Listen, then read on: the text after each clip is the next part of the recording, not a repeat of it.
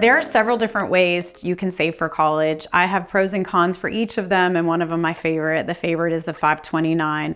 You can save for college to an education savings account. There are income limitations to that, and you're also limited to $2,000 a year, so that is not the preferred method, although it is one.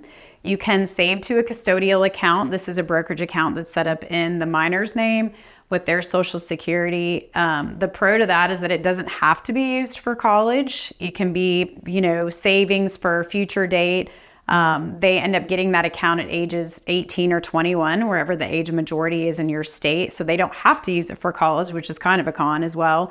But they can be used for other things other than college. It is a way to save for them and be able to invest, etc.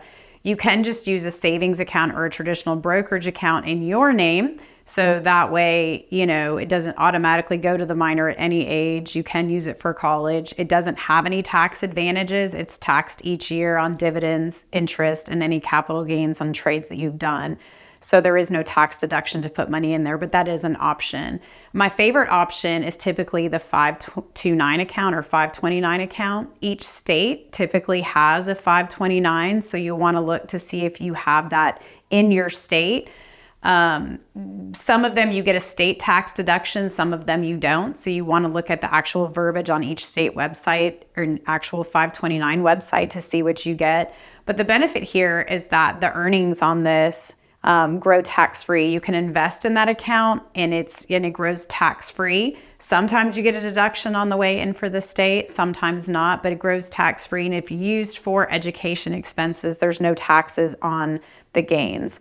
If there's money left over in the account, there are ways that you could potentially roll a portion of it to a Roth IRA.